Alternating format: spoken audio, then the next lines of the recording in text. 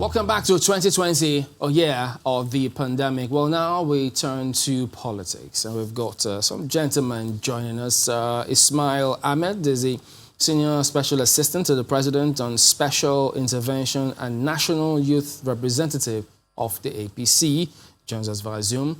We also do have Dr. Saidu Dukawa, Senior Lecturer, Department of Public Admin, Bayero University, Kano. Thank you for joining us as well today on the program. Let me start with you, Dr. Dukawa.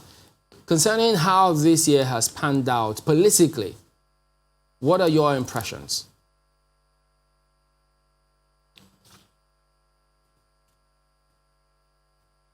Yes, the order not clear.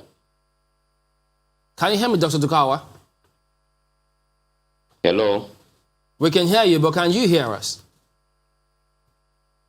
Yes, I can hear now. Okay, well, talking about how politics or the politicians have conducted themselves this year, 2020, given all that we have gone through, how would you assess them?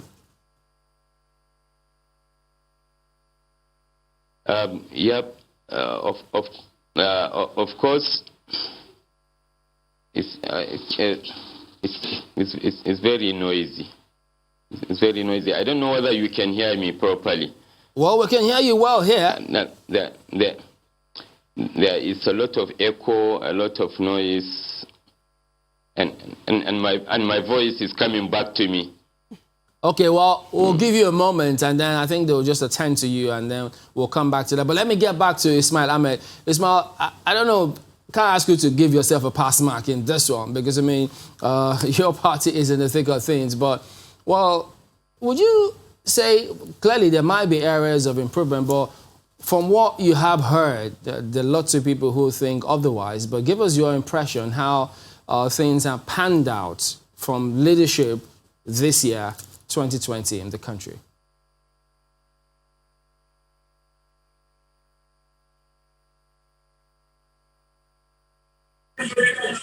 Well, thank you very much, Chamberlain, and Merry Christmas and Happy New Year in advance.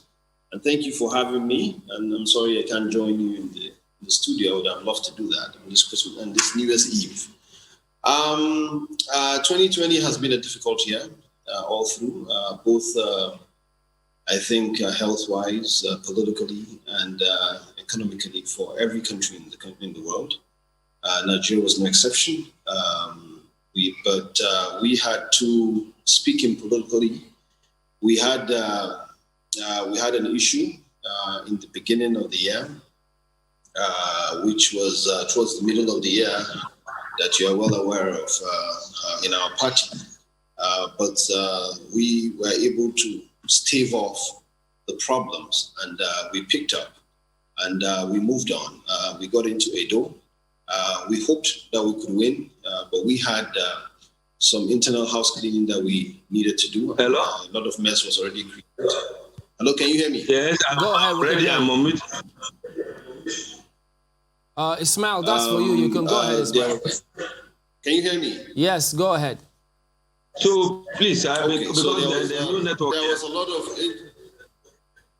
There was a lot of internal rumbling within our party at the beginning of the year, towards the middle of the year, towards June.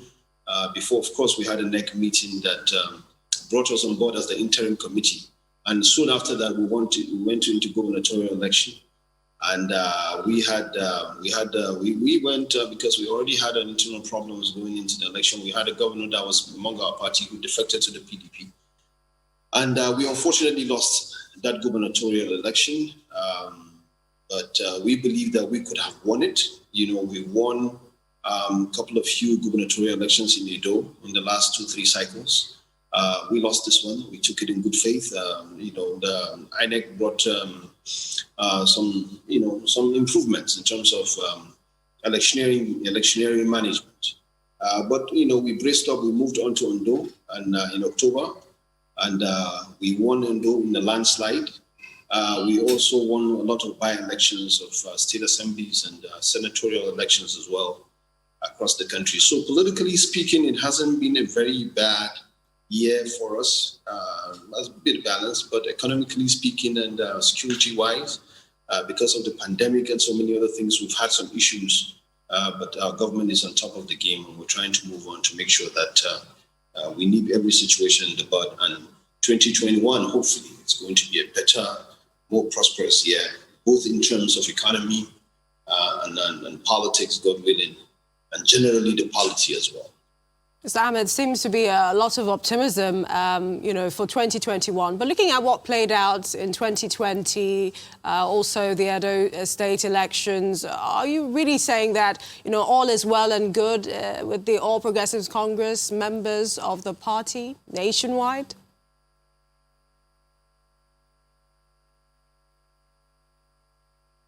Well, there's never been a time in any political party, especially the one that is in power, when every member will tell you that he's absolutely fine with what is going on. Of course, we have issues. That's the reason why there was a caretaker committee in the first place on June 25th of this year when we had a NEC meeting.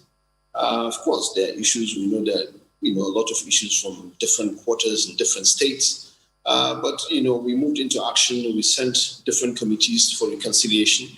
There was reconciliation, but of course, you would always find recalcitrant members who are not willing to see eye to eye with their political adversaries for whatever reason. You would find people that would find it easy to go to court and litigate issues that are absolutely unnecessary. You would always find those people. This is a 15 million member party.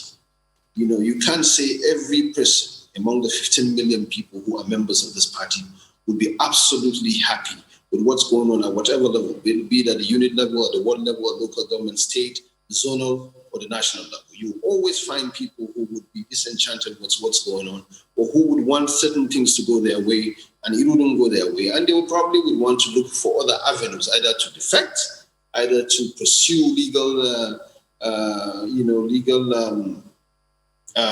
avenues to make sure that so there will always be that. So you can't say everybody is happy. No political party would make everybody happy. But to a large extent, we are trying to reconcile a lot of aggrieved members that have valid reasons to be aggrieved and try to see how we can come together, because this is a human organization and there's bound to be a lot of frictions here and there.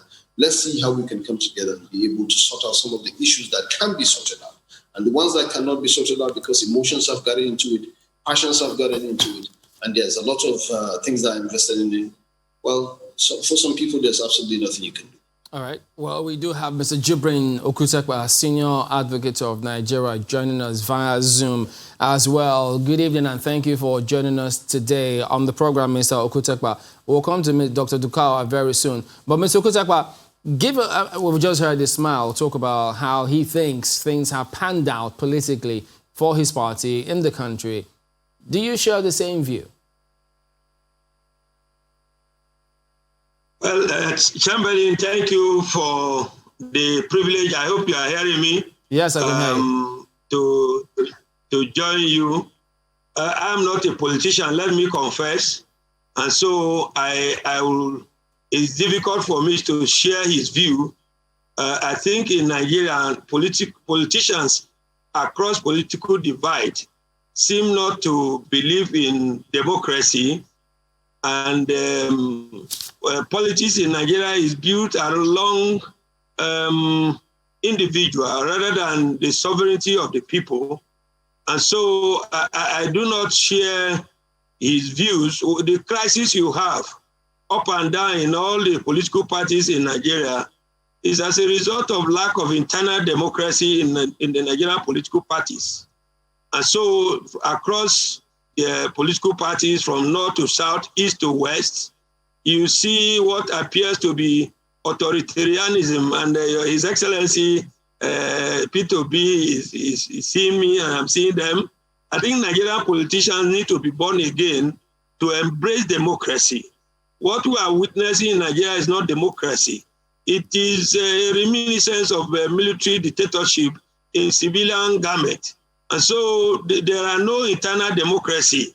And they are carrying over even this undemocratic posture to even our courts. And so it becomes a do or die affair. We cannot talk about democracy in Nigeria, unfortunately. I do not believe that what we are doing is democracy. Is he who has the pipe, who has the piper, the tune. So it's the government of the bourgeoisie for the bourgeoisie and for the bourgeoisie. So the ordinary Nigerian people cannot, in clear conscience, say we are participating and having participatory democracy, the kind you have, where Attorney General of the United States of America will tell the president that you are wrong. We rake so many false allegations as a result of partisanship. So I do not share the conscious optimism of Nigerian politicians that what we have witnessed so far is democracy. So unfortunately, because I'm not a politician, I do not believe that we are being sincere to ourselves. Unfortunately, that's my feeling. We didn't even introduce you as one, so we're even on that one. But that those who also will say, look, all of these things you've highlighted wouldn't have been possible without lawyers, the judiciary, playing their part, because they are an important arm of democracy.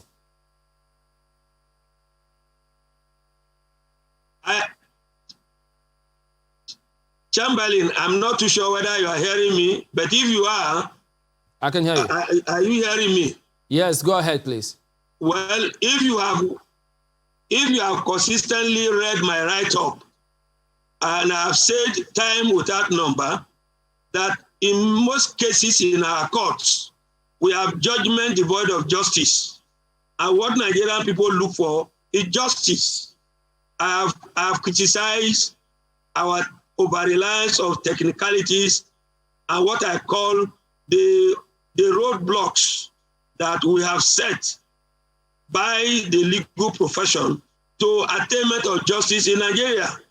And in most of these places, you see that what you see in our political cases are political judgments that hardly take into account with respect the sovereignty of the people.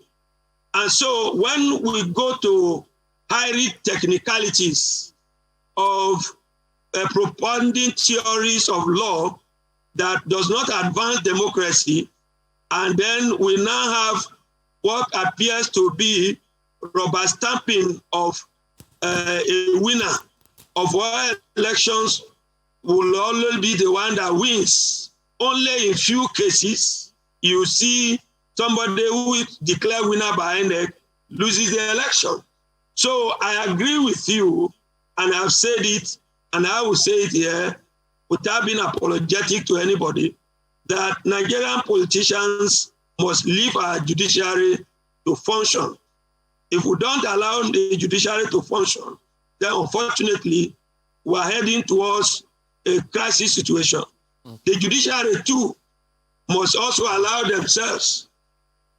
must not allow themselves to be manipulated. So I'm a Nigerian, and I speak my mind, and I tell you with all respect that yes, the judiciary, the legal profession cannot be less blamed in the shenanigans that we have in our society. Indeed, it's Nigerian problem. And I see that when we are talking about restructuring, power shifts, is attitudinal. We are looking for, is this part of this society that's supposed to be president? Not because of performance, but what we can share from the national treasury. So I agree with you that the legal profession cannot be exonerated from the undemocratic posture we have in our society. And so, but how many people will hear me? I wish that His Excellency P2B will gather Nigerian politicians together and become born again, respect the will of the people. And the reason why we are seeing what we are seeing is because there are no sanctions for infractions of our electoral laws, for infractions of democratic principles. There are no sanctions. So there is impunity. That is why NSAS that started peacefully was hijacked by political, I'm resisting the temptation of what is operating in my mind. But Nigerians were used against Nigerians to stop a peaceful movement. So my take is that for us to have democracy, the kind that was described by Abraham Lincoln as government of the people, by the people and for the people, we must then go back to drawing board, become born again. All right. In So terms of our character, in terms of our orientation, in terms of our belief, and we must have leader who is interested in the welfare and interest of Nigerian people. We hear you. You've called out Mr. Obi a couple of times, but we'll get him to respond much later. And Dr. Dukawa as well. But the judiciary, as you say there, cannot claim to be unwilling participants. We will be back in a moment. Stay with us.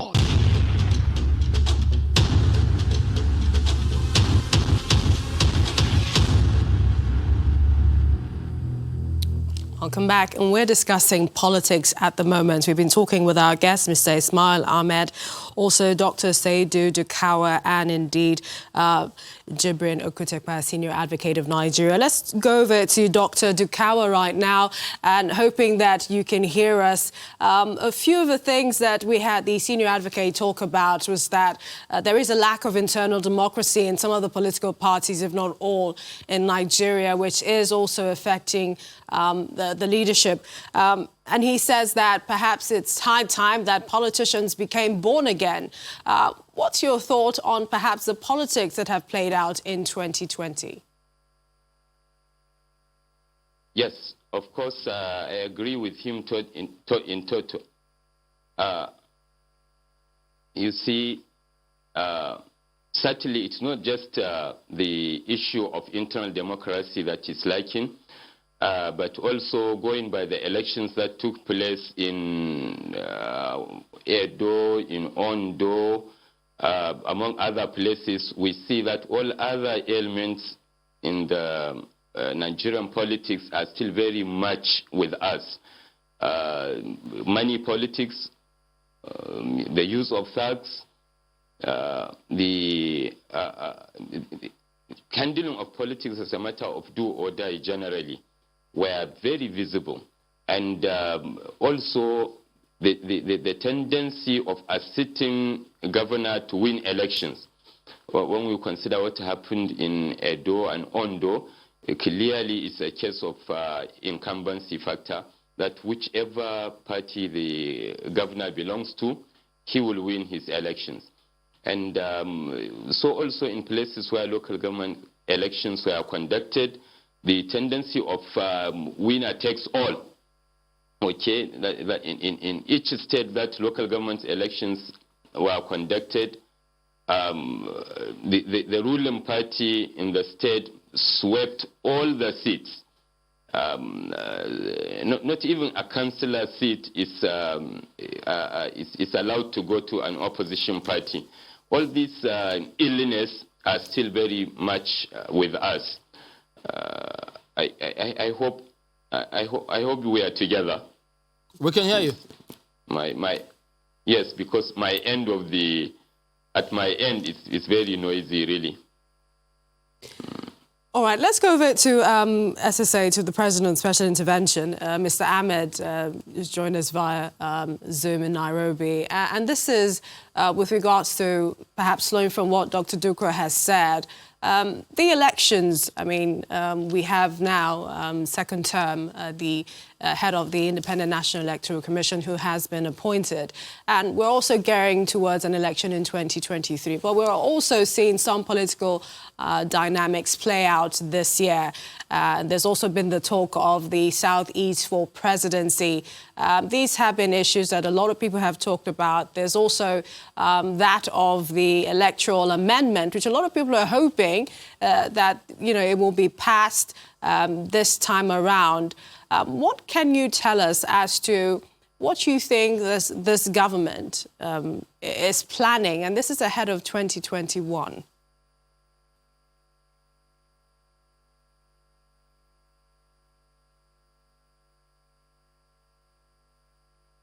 I think we lost them there.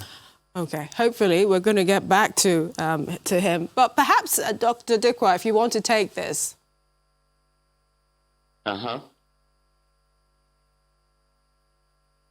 Yes. Come again? Okay, just about the electoral reforms. I just wanted to know if you are optimistic that we will have a reform that we can trust to the point where we can indeed trust our elections at the end of the day. Of course we can. It's a matter of determination. It's a matter of the will to do so. And we have done it in 2015. So we can do it again. We can have an election of our dream. So it's a matter of determination of stakeholders to come together, to form the necessary alliances, to pursue the necessary measures, and to mobilize the people as much as possible. And so long as we have the clear direction of what we want, how we want it, and we go in unison, certainly we can. But as at now, it's like a lot of the gains of 2015 have been lost in 2019 and up to 2020. And we really need to sit up right from 2021 if we want 2023 to be better for us all. Let me come to Mr. Jibrin Okutekpa, and this is with regards to the judiciary's play in this. Just like previous years, we've seen the conversation of restructuring crop up again in 2020. I mean, what do you think? Where are we headed for 2021? Do you see all different parts of the country speaking with one voice as to the way forward for Nigeria? Well, thank you, Millicent. I do not know whether we can speak with one voice. We can only speak with one voice if we have the love for this country, we have the nationalism, we have the patriotism. We believe in a project called Nigeria. Or now, if you watch carefully and go through the news that are making the round, there is tendencies for every politicians and political class to engage in over selfish protection at the expense of Nigerian interests. And I believe that the only arm of government that should have put the political class in check and do so effectively if there was no interference or if they did not allow themselves to be interfered with, would have been the judiciary. But unfortunately, when in some cases, when Nigerians put their hopes so much so in that arm of government to deliver, what you get becomes justice that is rooted in technicality rather than the merit of the matter. And so I have advocated on a series of occasions that our justice system in our electoral system needs to be seriously looked into. A situation where a loser of an election hardly gets justice in our courts, not because he or she does not have a good cause, but because there are legal obstacles on the way of losers. For instance, why do we insist in our electoral jurisprudence that public document duly certified by INEC must be tendered by the maker? Why do we insist, for instance, that you must call polling unit by polling unit agents when you know that Nigerian politicians will interfere and will prevent agents of polling units from coming to testify? Why can't we borrow a leaf from Kenyan experience where you spend less time calling legions of witnesses and the Electoral Act says you just have 14 days to prove your case for presidential election?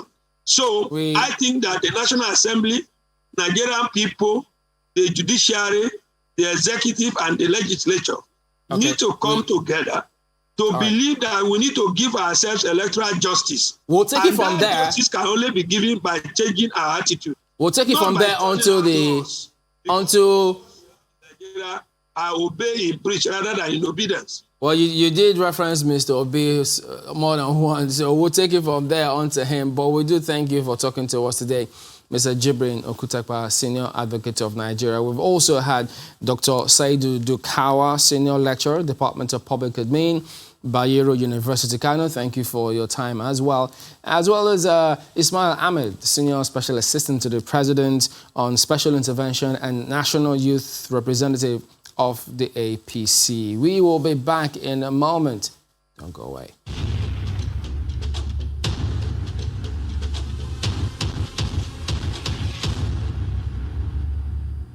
Welcome back. Well, yes, continuing with politics. And now we've got Mr. Peter Obi, former vice presidential candidate of the PDP. He joins us via Zoom today.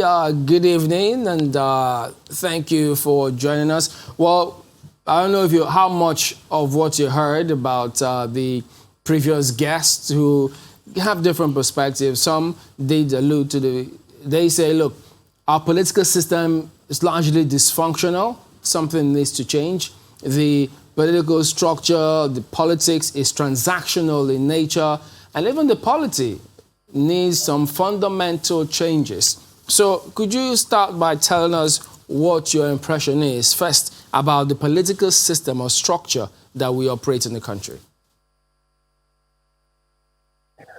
Well, Chamberlain, can you hear me very well? Loud and clear. Okay. Well, let me say that I agree entirely with Jibrin in his position. The politics as it is today is very, very transactional and lack the essences or the qualities you can use to define democracy as government of the people, by people, for the people. I agree entirely with him. There's need for us as a nation to decide to practice genuine democracy, or at least some semblance of it, which is not there today. But where I differ a little bit with Jibrin is that it is not just the political class, but the people as well. The people need to be part of this change, because what you see happening here in Nigeria has a lot to do with what I call the complacency of the people. The people think you can leave this in hands of the politicians, but this is what affects them. So they have to demand that the right things happen. How? Okay, go ahead. I was going to say that a lot of the times the people are just watching. They're trying to live their lives. They're trying to go work day to day. Essentially, they're trying to, I think, more or less survive on a daily basis. So putting this responsibility on them, what do you expect from the people, really? Well, this affects them directly. This affects them directly because the actions of the politicians, the actions of we, the politicians, affects them. It is about them. So if you have a situation where somebody's action or what he's going to do while in office will affect you, you should be committed that ensuring that the right things, first, that the right people are voted into office. As you can see what is happening in our country today, is because we have the wrong people in office. We have people who are incompetent. We have people who lack capacity. And that is why we have become what we are today. If you look at every day we shout about being the poverty capital of the world, it is because we have incompetent leadership. And the only way to deal with it is that the people who are directly affected listen and do the right thing by ensuring that the right people who are competent, who have the capacity, who have what it takes to turn this place around, are voted into office.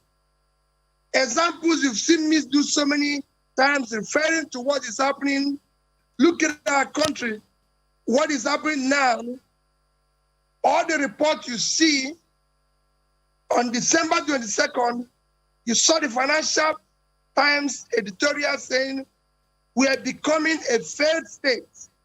And when you look at indices of what a failed state is, you will agree with them because we seems to be running out of control.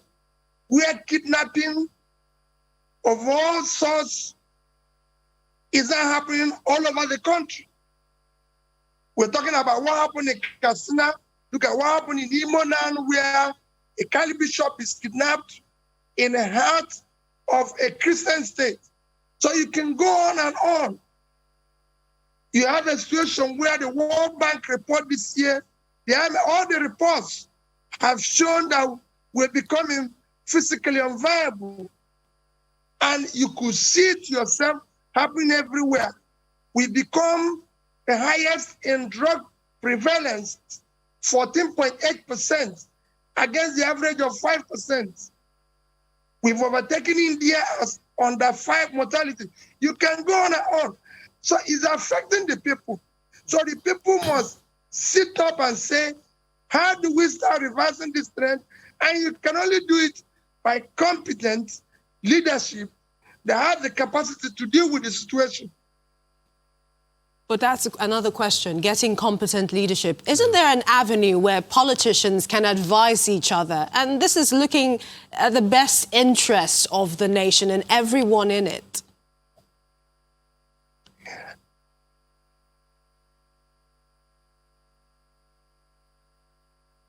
Come again. Isn't there an avenue where politicians can advise each other in the best interest of the nation? No, it is impossible when you have people who are engaged in transactional, politics. When everybody's about sharing, there's no avenue of, of production. As you can see, our country is not productive. That is why our economy is not growing. Everybody is about sharing. Nobody is creating wealth. Nobody is creating anything. That is why we have a system that is not growing. While other nations are working hard to pull itself out of poverty by growing the economy, ours is going the other way around. So there's no way you can have, when people are sharing, they don't have the time to think about production, about advising each other. Because it is like Jibrin says, everybody is selfishly involved as what am I going to grab out of this system? But I still continue to blame the people who watch the sharing go on and participate in it and are celebrating the criminality. Go around all over the place now. The people are hailing, the people are calling good names, giving good places, even in place of worship and everything, are those who are stealing more money. They're the ones being celebrated and given all sorts of awards and all sorts of chieftain titles and everything. So some of what you suggested, the changes that can happen given our structure, happens every 4 years. So does that then suggest that in the meantime, until that time, there will be nothing the people can do? Chamberlain, if people know that in 4 years, they will be changed because they're doing the wrong thing. They will be able to do the right thing while in office. But because I know that if I steal money and share it to the people after 4 years, they will still keep me in office, I will continue to do it. Let me look at a very simple example. When I talk, people say about China, about this. If you look at what has happened, say, in Vietnam today, we started this so-called as present Third Republic in year 1999. Within that period, from year 2000 to year 2018, Vietnam have put over 50 million people out of poverty. They have maintained an economic growth of about 6%, about 7%, while their population was growing at 1%. Our own situation, so they have 6% gap. Because of that now, even in this COVID situation, they are not one of the countries that have fallen into recession because they have an economy that has been on growth for over 20 years. While in our own case, within this period, by 2018, we've overtaken India as poverty capital of the world. In a situation where we have now more people living under poverty than India and China combined, and for the World Bank report, about 11 million is going to be thrown into this after this recession, and we're not talking about it. So for me, we need now to resolve that all the coming elections, only competent and those with capacity will be elected. And if people know that is going to happen, some of them will start changing. I was just wondering, I mean, you've held these views of yours for a while now, and then you've also been a governor for 8 years. You've held several other positions. One wonders... Can I hear you, Chamberlain? Yeah, can you hear me now? Oh, it appears as though you might need to unmute if you mistakenly muted it. Can you hear me now? Oh dear, it looks as if it's frozen on us as well. Okay, so I think we'll see how we can start that. I will just But he's also launching us into our next segment, and that's talking about indeed. The economy. Yeah, so there you go. We'll be back in a moment. Join us again.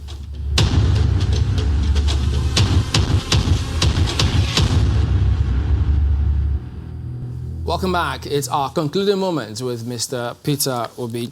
Well, I was going to ask you, having been in leadership position previously, and you've also held these views of yours for a while now, but how much of discipleship or how many disciples have you made of these views such that we can have such people also occupy positions of leadership as you did? Well, Chamberlain, the only thing you can do is to continue preaching and pleading with people that we're on a wrong trajectory. Where we are today, we are traveling on the wrong direction. We're not going to be led out of our problems if we continue in the direction.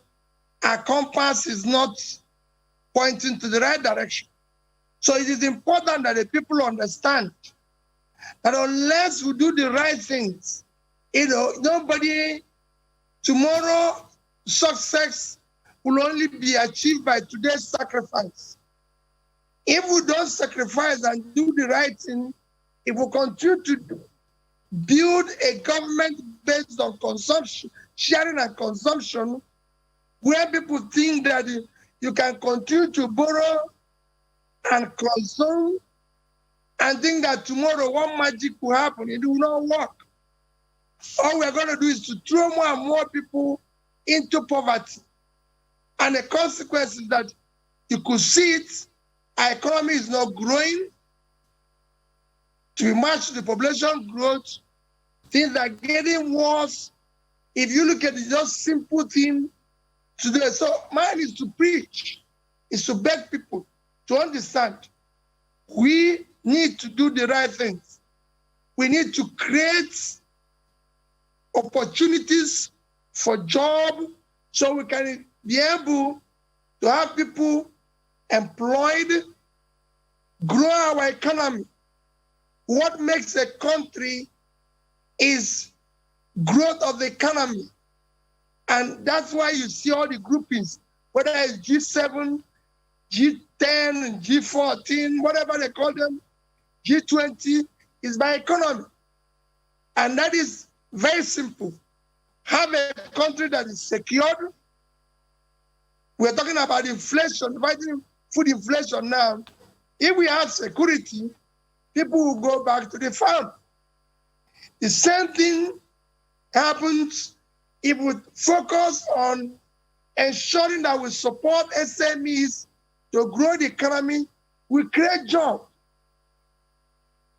I was talking to somebody yesterday who told me that only 20 million Nigerians pay tax.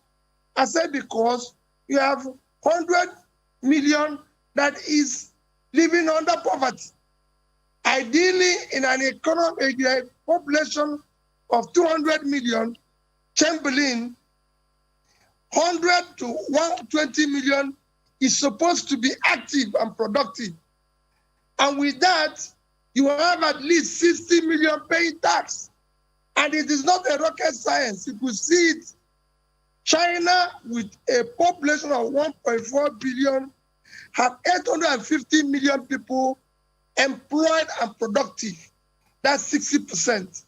Indonesia, with 250 million, have about 140, 150 million employed. That's a simple deduction that you have 200 million, so you need about 100 to 120 million to be productive. And if you have that, 20 million people that are paying tax today will probably triple to 60 million. You get more revenue. Wow, that every day. That takes us into, well, we have to thank you very much indeed, Mr. Peter Obi, former vice presidential candidate of the PDP. So, Millie, that takes us to the economy.